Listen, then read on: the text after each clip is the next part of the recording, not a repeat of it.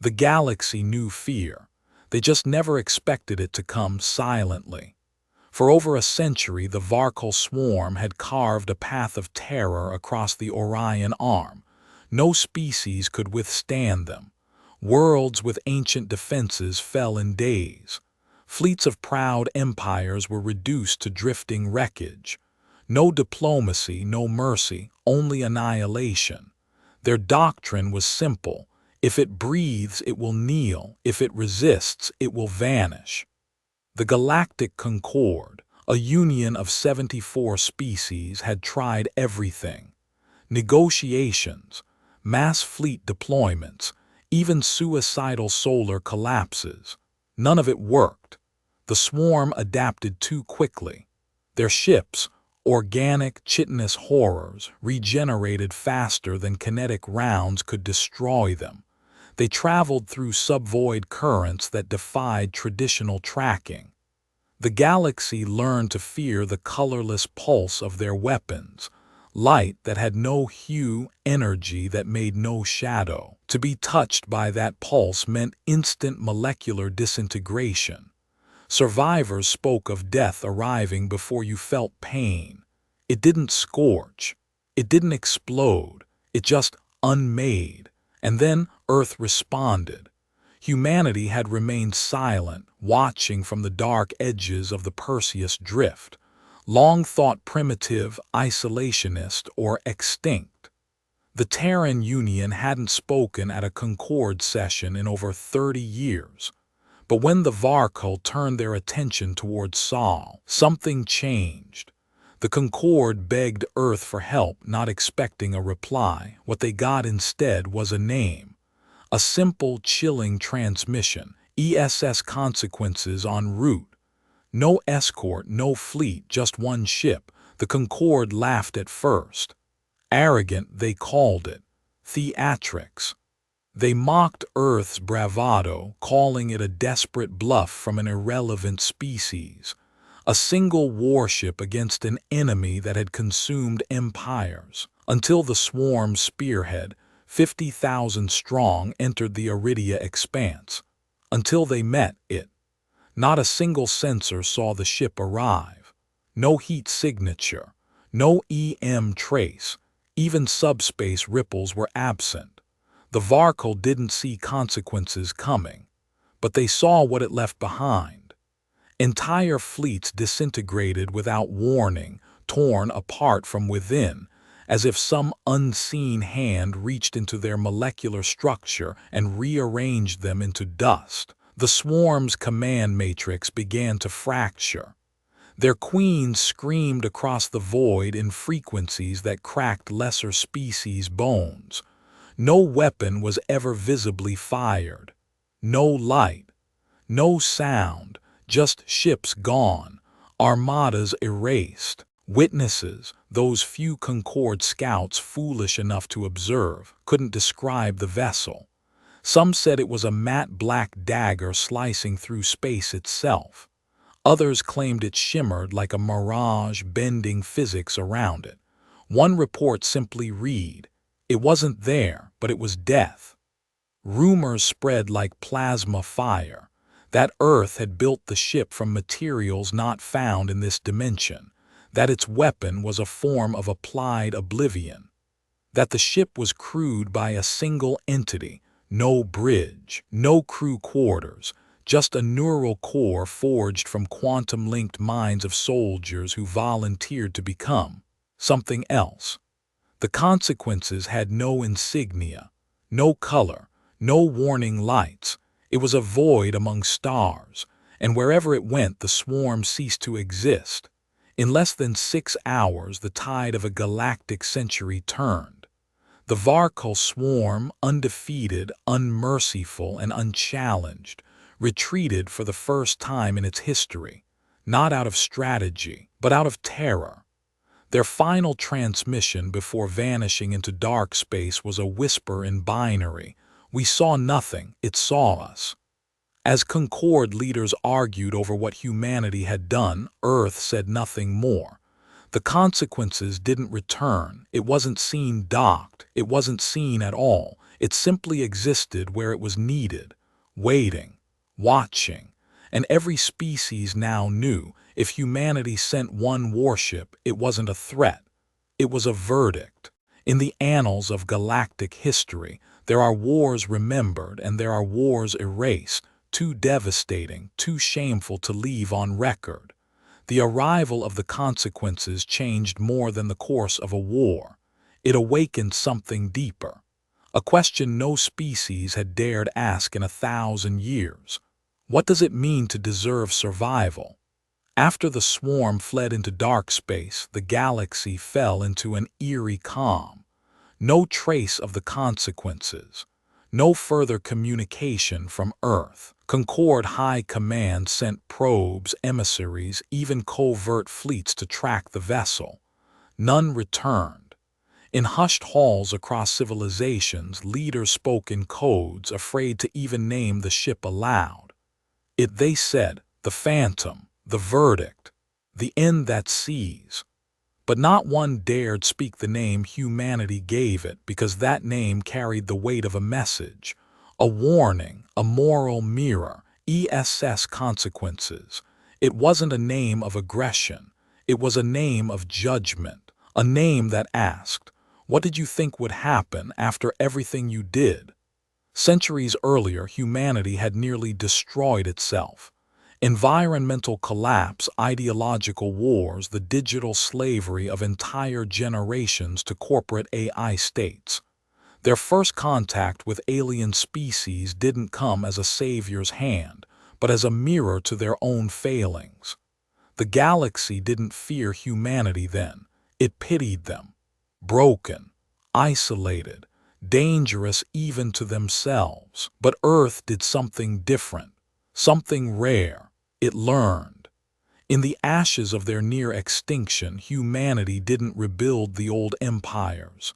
Instead, they rewrote their very foundation.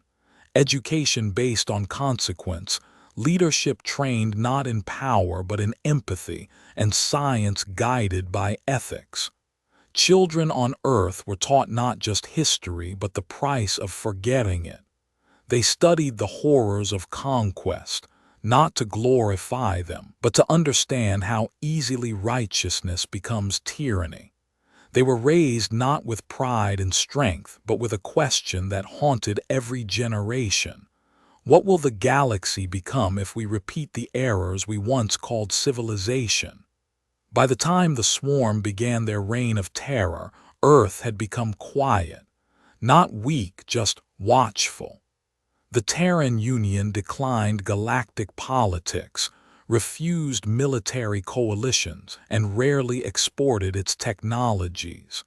To the Concord, this was seen as arrogance. In truth, it was restraint. Humanity remembered what it took to build peace from fire, and they feared what would happen if they ever had to stop being peaceful. The consequences wasn't a warship in the traditional sense. It was a philosophical weapon, a symbol forged not of anger but of finality. Its construction was based on ancient Terran principle. If justice is not taught, it will be enforced. Its systems were encrypted not just with security codes, but with moral logic. The AI core was not given orders. It was given a purpose: protect the future of peace, punish only those who destroy the conditions of dialogue, erase only those who erase others. No empire knew this. No swarm ever cared, until one day they silenced too many cries, burned too many libraries, shattered too many histories, and the balance tipped. The Terran Union had watched, recorded, warned, and then it acted. But even Earth itself was terrified of what it had unleashed. The consequences was never meant to return.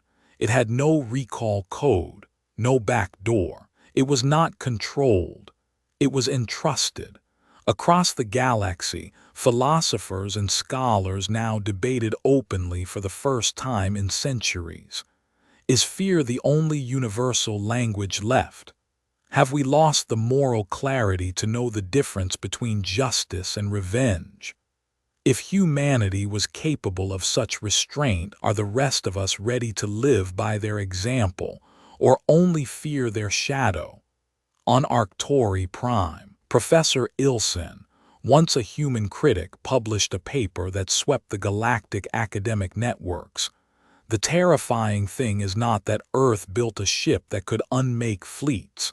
The terrifying thing is that it only built one. He concluded with a line etched into the consciousness of the next generation. Humanity learned from its sins. The rest of us only hid ours. 6 weeks after the Varkol's disappearance, a transmission leaked from an unknown relay near the Perseus Drift. No metadata, no source signature, just one line, human language, unencrypted. We are not your enforcers, but if peace dies again, so shall its murderers.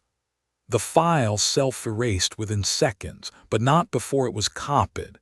It became the most widely taught phrase in Concord education for decades. A moral compass carved into policy, treaty, and thought, not out of fear, out of clarity. The Varkol swarm had believed themselves unstoppable because they never encountered consequence. The galaxy had let itself be ruled by hope and fear, but rarely truth. It took a species once known for its own destruction to remind them. Power without wisdom is just noise. But silence backed by principle is terrifying. And now every empire looks to the dark, not because they expect to be attacked, but because they don't know what it would take for Earth to act again. No one dares test it. No one dares speak the name. But everyone remembers the ship. History records battles. Victory records the victors. But wisdom, it records the builders no one remembers. The consequences did not spring forth from a singular mind or secret military lab. It wasn't a last-minute miracle or hidden ace. It was a legacy, a culmination of lifetimes shaped not by war, but by the refusal to forget war's cost.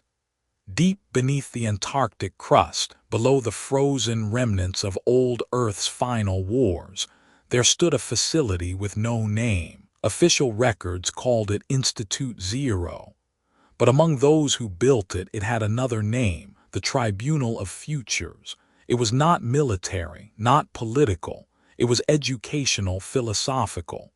Founded 3 centuries prior, after the second collapse of Terran civilization, it had a single charter: to engineer deterrence not by strength but by moral inevitability. Its members were not generals. They were historians, ethicists, architects, neuroscientists, monks, children of war criminals, and grandchildren of those who had been erased by history's victors. Together, they designed not a ship, but an idea, a vessel that would only exist when wisdom failed. The design of the consequences began with a question: what is the minimum necessary force required to prevent the next apocalypse? Not destroy, not dominate, prevent. For decades, the tribunal refused any weapons testing. Every prototype system had to pass not only physical trials, but philosophical ones. One notable example, the ship's central weapon, designated the Gray Pulse, was not built to fire on command. It could not be activated through traditional interface. The only way it would engage was when its core algorithm confirmed that all forms of dialogue, diplomacy, and de-escalation had been fully exhausted by the targeted aggressor. It was not vengeance. It was the final firewall of peace. A weapon of last resort, wielded only against civilizations who had knowingly committed the erasure of others, cultures, species, memories. Every Terran warship carried command protocols, but consequences carried codes of ethics and could not activate unless 3 criteria were met. 1. Witness, there must be proof of cultural extermination or absolute systemic violence against non-combatants. 2. Warning, the target must have been given clear chance to stand down or answer for its actions. 3. Weighing, the ship must pass internal judgment, an algorithmic convergence of historical precedents, interspecies law, and human moral theory. These were not safeguards, they were laws, and even the designers admitted they may have built a ship more principled than most governments. Some of the tribunal's members were known in passing. Dr. Anya Rhodes, a descendant of genocide survivors, who designed the memory core of the consequences using quantum-preserved archives of extinct languages and lost religions. Commander Halem Sato, an exiled military leader who refused to use orbital strikes against a civilian holdout, even under direct order, and spent 20 years teaching peace theory to children of refugees. Elder Nashel of the Cairo monks, whose teachings on ethical presence formed the philosophical AI that ran the ship, not to optimize combat, but to calculate when not to act. And lastly, Jonas Arkwright, Earth's former defense chancellor, who dismantled Earth's planetary superweapon platforms with his own hands after witnessing their effects once. He was the last signature on the launch document of the consequences. His final statement read, "If this ship ever moves, it means we have all failed. May it forgive us faster than we forgave ourselves." The ship launched not with celebration but with silence. There was no parade, no anthem, only a sealed capsule placed in the United Terran Archive. Do not awaken what was meant to sleep. If you must, remember, it was made for everyone, but it will spare no one. Centuries passed, and then the swarm came, and then it moved. What few Concord scouts could observe the ship noticed something strange. Its outer structure bore no insignia, no numbers, no lights. But it did have words etched faintly along its underside, visible only in certain radiation bands. Not commands, not warnings, quotes, in over 100 languages, Terran, alien, extinct, and alive. Peace is not the absence of war, but the presence of justice. Every empire ends, only stories remain. Forgiveness is not weakness, it is restraint wielded by the powerful. When memory fades, war begins again. You are not what you destroy, you are what you protect. These weren't threats, they were reflections. The ship itself was a textbook carved in steel, a library of loss, a declaration of intent. It was not there to conquer, it was there to say, "You were warned." The Concorde feared Earth had become a hidden empire, that the consequences meant humanity was building a shadow regime of intimidation. But Earth remained silent. It issued no demands, claimed no territory, sent no ambassador. It just left the consequences somewhere out there. A singular reminder, your morality is your only shield. In classrooms across the galaxy, a new subject emerged, applied peace ethics. And on the first page of every textbook was not a flag nor a name, but a silhouette of the ship that ended a war without being seen. Not out of glory, but out of necessity. In war, the first casualty is truth, but in genocide, it is memory. The Varkul swarm did not fear death. They did not fear resistance. They feared only one thing, being remembered, because if they were remembered, their lies would unravel, and Earth of all civilizations remembered everything. Contrary to popular belief, the Varkul were not a singular species. They were an ideology, a virus of thought, born from a shattered world far beyond the galactic rim. Originally, they had been a network of intelligent symbiotes, organic systems designed for peaceful biological coexistence with host species. But something went wrong, or perhaps it was always destined.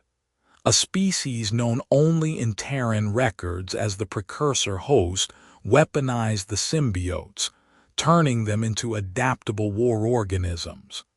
They were genetically restructured, taught that survival depended on consumption, and stripped of historical records. They were not allowed to remember who they were, only what they were told to become. Thus began the rise of the Varkal swarm, a culture without culture, an empire of engineered hunger, a collective driven by instinct, not choice. The first things they destroyed were their own libraries, then their own philosophers, then the stars that had once nurtured them. Humanity had once walked a similar path. Centuries before first contact, Earth had birthed its own swarms, not of flesh, but of mind. Totalitarian algorithms, propaganda machines, extremist hive ideologies designed to rewrite history, delete nuance, simplify the soul into binary categories, friend or enemy, worthy or obsolete. But Earth had survived by remembering. The archives of Earth weren't just historical, they were sacred. Entire continents on Earth were dedicated to preserving memory. Digital echoes of extinct tribes, audio recreations of last songs sung before genocide, AI-simulated dialogues with forgotten faiths. Where the Varkal erased to conquer, humanity preserved to heal. That made Earth anathema to the swarm, not because humans were stronger, but because they couldn't be rewritten. The Varkal weren't merely galactic conquerors. They were cultural executioners. They believed that if a species forgot its ancestors, its language, its mistakes, it became pliable, weak, eager to submit. And so they began their greatest campaign, not to destroy bodies, but to delete meaning. Planets were sterilized not for strategic value, but because they held ruins of memory. Libraries, grave sites, sacred caves, neural temples, mnemonic trees. One Concord species, the Shari, lost over 11,000 years of ritual knowledge when the swarm detonated their star chambers. Another, the Corlei, had their entire emotional language erased. Their new generation could not feel grief because the words were gone. And then they turned towards Sol. They thought Earth would be vulnerable, disconnected, too diverse, too fragmented. But they didn't understand Earth's greatest strength, the right to remember pain and still choose peace. When they entered the solar threshold, they found relics, signals, and warnings. AI beacons that projected holographic histories of every war Earth had ever fought. Orbiting rings reciting the names of victims, every civilian, every child lost in Earth's own past failures. A satellite broadcasting a continuous loop, the final, tearful apology of a Terran leader who had refused to prevent a planetary collapse. These weren't defenses, they were confessions. Humanity had turned its scars into shields. The swarm panicked, not because they feared Earth's weapons, but because they saw something they had been taught couldn't exist, a species that remembered its crimes and still survived them. What triggered the consequences was not an attack on Earth. It was the deletion of a minor species in the Pelari sector, the Lurathi, a peaceful civilization of archivists and living memory binders who refused to hand over their ancestral texts. The swarm erased their planet. In response, Earth didn't send a fleet. It didn't even send a broadcast. It activated a single protocol. From the deep archive beneath Antarctica, a singular, untraceable ping echoed across Terran space. One memory lost. One reckoning begins. The Consequences was not built to avenge Earth. It was built to defend those who could not defend their memories. Because the architects of the tribunal understood, if memory dies, morality dies with it. If history is rewritten, then peace becomes a temporary lie. If we allow the erasure of the past, we are accomplices in its repetition. And so the swarm faced not a military ship, but a philosophy armed with history. Before their disappearance, a final encrypted signal was intercepted by a Concorde drone. It came from the Varkol core spire. 4 words, translated from their primal neuro-linguistic code. We are afraid, remembering. It was not a confession. It was a realization. They had not feared humanity. They had feared what humanity refused to forget. Beneath 7 kilometers of glacial silence, memory breathed. Not stored, not archived, alive. They called it Vault Athena. But to those who truly understood its purpose, it had another name whispered in reverence, the heart of remembrance. It was not a place of war. It was where war ended and was refused entry again. The story of the vault began after Earth's final continental war, a conflict not of nations but of narratives, data weaponized, truth auctioned, generations split not by geography but by what version of history they believed. When it ended, only one consensus emerged. If we do not anchor memory, we become prey to its theft. From the ashes of that realization, Vault Athena was constructed, not just as a backup of human knowledge, but as a sanctuary of unedited memory. Every atrocity, every apology, every contradiction, stored, preserved, never cleansed for comfort. It was not designed to make humanity proud. It was designed to make humanity honest. At its core was Echo, the epistemic consciousness host organism. Not an AI, not a database, but a synthetic neural ecology, grown from the genetic patterns of Earth's greatest thinkers, sages, historians, poets, and peacebuilders. It was designed not to remember, but to understand the consequences of memory. Echo filtered every addition to the vault through a single principle. The lesson must be stronger than the pain. If a genocide was recorded, it would be accompanied by voices of survivors, by the voices of those who allowed it and even those who denied it. So the whole truth stood naked before judgment. If a peace treaty was stored, it would include not just signatures, but the bloodlines it healed, and the promises still unpaid. This was the fuel of the consequences. When the consequences was activated, it connected directly to Vault Athena, but not to request weaponry. It requested context. Who were the Varkol? What did they once believe before they were twisted? What languages did they lose before they learned only to conquer? Were they victims before they became predators?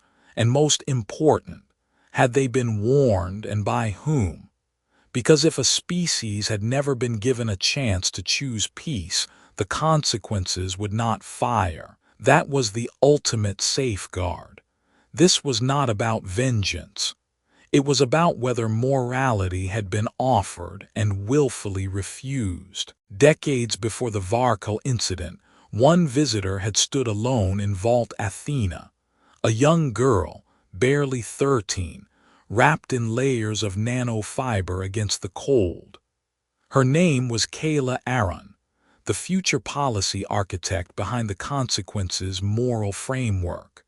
She had lost her parents to a localized civil war on Mars, sparked by a disagreement over education standards for historical content. In that war, truth was tailored. Opposing sides taught opposite versions of the same event. Kayla grew up never knowing which version killed her family. In Vault Athena, she read both, and she wept not from anger, but from clarity. She later wrote in her journal, now preserved in the vault, "They died because memory became property. I will build something that remembers what they didn't let me keep." The galaxy had always assumed Earth's strength would come from weapons, but as scholars across the Concord now whispered, Earth's greatest defense was its refusal to sanitize its own past. While other civilizations deleted failures to preserve pride, humanity displayed them like battle scars. While others erased inconvenient truths, Earth curated them so every child could learn what arrogance had cost. The vault became more than history. It became conscience. And it whispered to every generation, "You were capable of horror, and still you chose peace. That is your true victory." Before their last assault, the Varco briefly hacked one of Earth's forward research arrays near Epsilon Theta. What they found wasn't military schematics. It was an open feed from Vault Athena, the names of extinct species, recordings of war crime trials held against Earth's own leaders, 3D reconstructions of destroyed temples, not of Earth, but of alien worlds Earth had helped preserve. For the swarm, who had built an empire by erasing the past, this was terror, not because Earth had power, but because Earth had survived truth. At its deepest level, engraved in a language only the builders knew, blended from Terran Sanskrit, Arabic, Quechua, and binary, was the vault's code of purpose. We record not to condemn, but so that condemnation never needs to rise again. The consequences did not fire because Earth hated. It fired because Earth refused to forget. And in that refusal, it became the galaxy's most fearsome power, not a destroyer but a living lesson. What you erase will return. The swarm was broken, but it was not extinct, and like all wounded empires, it sought meaning in destruction. If Earth's power came from memory, then to destroy Earth was no longer enough. They had to burn the memory itself. Months after the consequences vanished into silence, the Varkol's remaining queens convened in dark space. What they discussed was not war, but revenge against truth itself. Their decision was simple: erase the vault, erase the past, erase the idea that peace can come from remembering pain. They knew they could not defeat Earth in open battle, not anymore. But Earth had built a monument to memory, not to defense, a library, not a fortress. The Vault Athena, buried beneath Antarctica, was open source to all peace-seeking civilizations. It was Earth's most sacred place, and in the eyes of the swarm, its most vulnerable. So they created the Nihility Drive, a weapon not of matter, not of antimatter, but of cognitive nullification. Its design was pure Varkol philosophy. No blast, no crater, just unmaking, the rewriting of space-time information fields, a targeted deletion of meaning itself. If deployed above Antarctica, Vault Athena would not explode. It would simply never have existed. No fleets mobilized. No warnings were broadcast. No aggression was returned.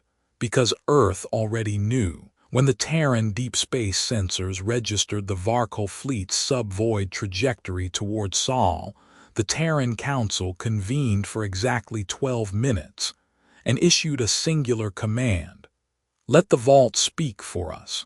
The world held its breath. The galaxy watched, afraid Earth's silence meant surrender. It didn't. As the Varkol fleet emerged at the edge of the solar system, Vault Athena activated Echo 9, a final failsafe that had never been tested. Across 1,000,000 comms frequencies, across every known language, every waveform, every neuro-bandwidth, Earth broadcast nothing. No sound, no words, just images, children of extinct species learning in preserved schools. survivors of once-erased cultures dancing to remembered songs, former enemies sharing food, rebuilding cities together, and then the sound of a heartbeat, one singular human beat. It echoed once every 10 seconds, not fast, not frantic, just present, alive. The Varco queens, biologically incapable of understanding non-verbal mercy, trembled. Their neural nodes began to split across the fleet. Empathic frequencies triggered fail-safes in their own sub-minds. Drones paused in confusion, because what they saw was not resistance, it was undeniable existence. The Varco fired the Nihility drive. A beam of invisible energy lanced toward Antarctica.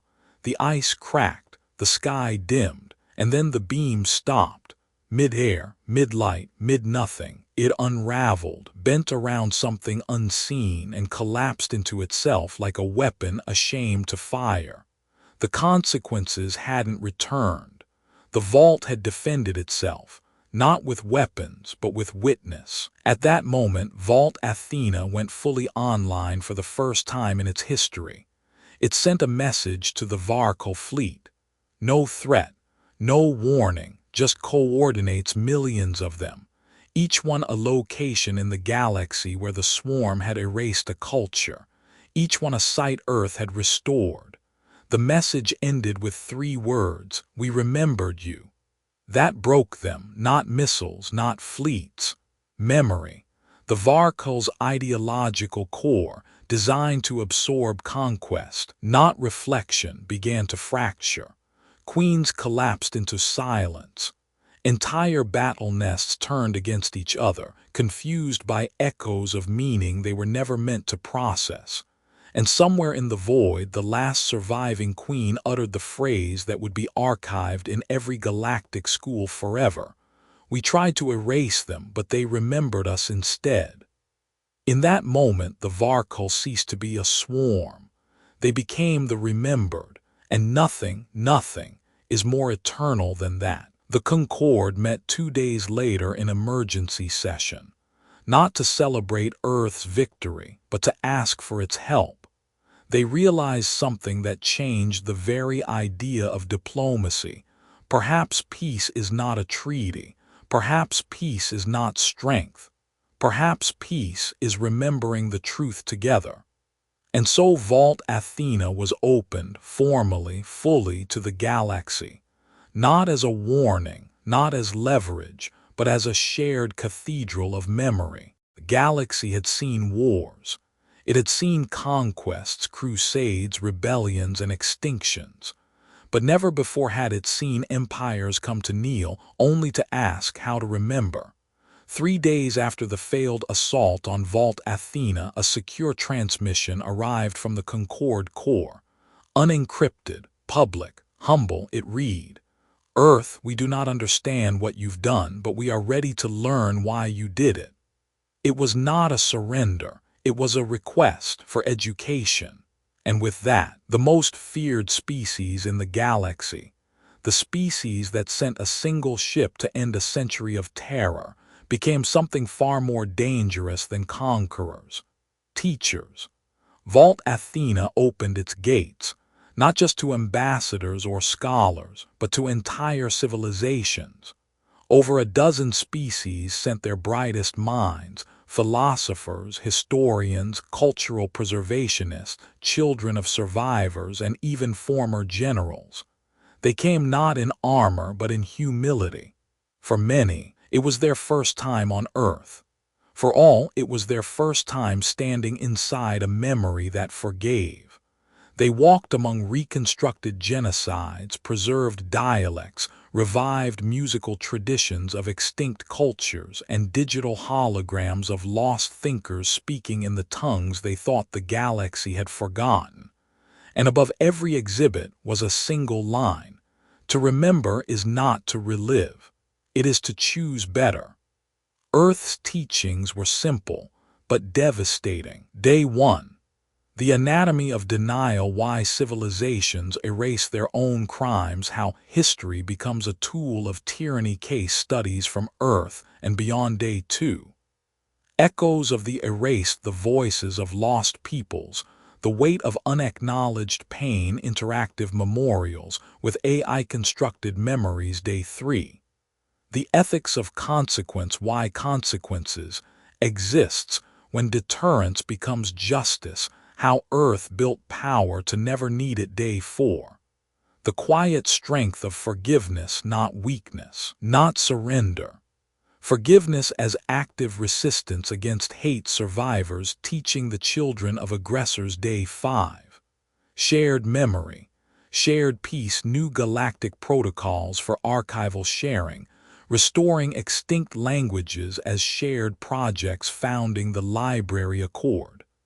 A pact to preserve all cultural memory across the stars, the Yanthari delegation, long thought emotionless, collapsed upon hearing the preserved lullabies of the Obari, a civilization the Yanthari had annihilated 300 years earlier in a mineral dispute.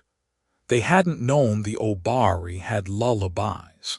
They had never been told the Obari had children.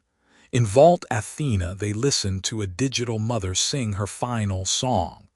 The hologram was based on old intercepted comms. For the first time in their evolution, the Yanthari wept. We were told they had no culture. We were told they were animals. You remembered what we were too ashamed to ask. They signed the Library Accord that same evening. Kayla Aaron, now much older, stood at the Grand Hall of Remembrance. She watched as former enemies bowed their heads beside monuments to species they'd once tried to erase. She said nothing at first. Then she quoted her mother, a teacher who died before Kayla could finish her first lesson. A child who doesn't learn history becomes a weapon. A world that doesn't learn it becomes the swarm. And then she turned to the delegates. The only thing more dangerous than forgetting is pretending we never needed to remember in the first place. They stood in silence, and then one by one they asked to be taught. With the Library Accord now spanning over 60 civilizations, peace began to shift, not enforced by threats, but by shame resisted. A new cultural standard emerged across star systems. Leaders would no longer be elected unless they had passed the Vault's history ethics program. Children of all species learned not just their own histories but each other's. Wars no longer began with propaganda, because propaganda failed in a galaxy that now remembered together. And still, the consequences was never seen again. Some believe it waits in the void, silently watching. Others think it deactivated, mission fulfilled. But one child asked Kayla during a lecture, if the ship never comes back, who will stop the next swarm? Kayla smiled gently. That's the point. Now you will. And on that day, Vault Athena no longer just held memory. It began shaping the future. No empire stood forever. No war truly ended, and no truth survived unless someone chose to carry it forward. Vault Athena had survived annihilation. Earth had survived the swarm. But now came the final question. Would the galaxy choose to remember when it no longer had to? 50 years passed. The swarm became a cautionary tale, studied in schools, explored in immersive simulations, dissected in debates. The consequences had not been seen in decades. It had not needed to be. Vault Athena had evolved. It was no longer a sanctuary beneath the ice. It had become a network, the remembrance grid with nodes in every member civilization of the Library Accord.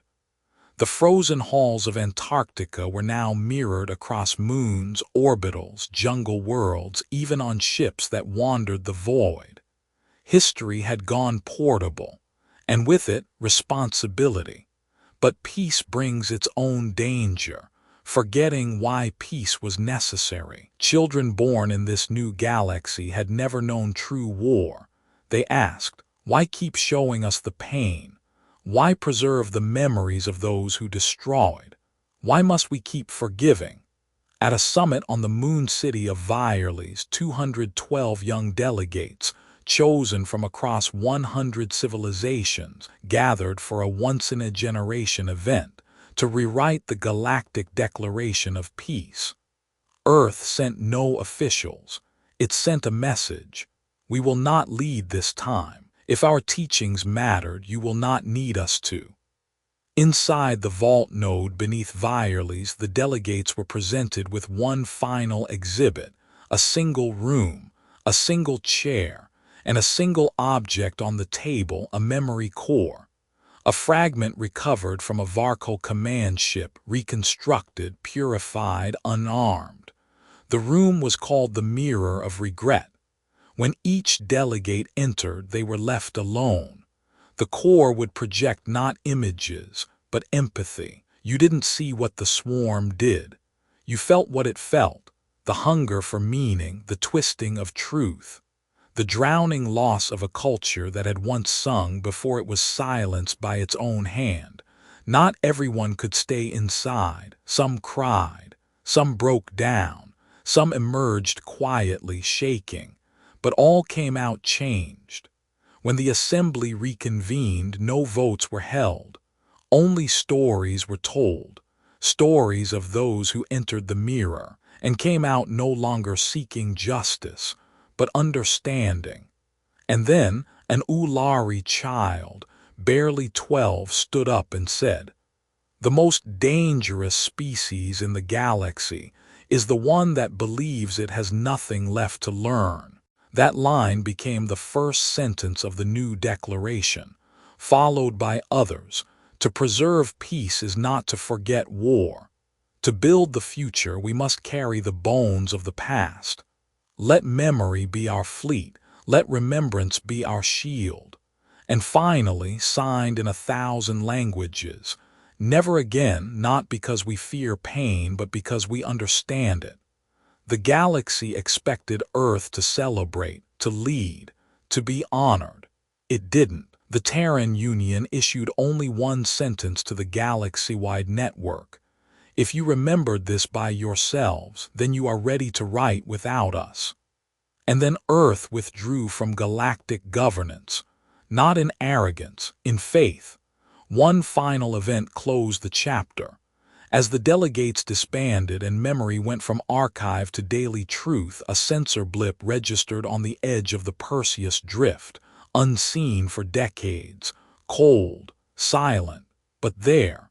The ESS consequences, floating, power offline, lights dark, a drifting monument untouched by time. On its hull, for the first time, a new inscription appeared, etched not by Terran hands but by the remembrance grid itself. Job complete. Let the galaxy remember itself. No one ever again saw the ship move. It became a memorial anchored in space, guarded by no one, feared by no one, needed by no one. Because the galaxy no longer feared forgetting. It had learned to remember, and in doing so, it built something far stronger than fleets or flags, a future that could not be unmade. In the frozen silence of Earth beneath ancient ice, a single light in Vault Athena blinks, soft, steady. Not because danger stirs, but because across the stars, a child somewhere has just asked, "What came before?" And the galaxy now answers together.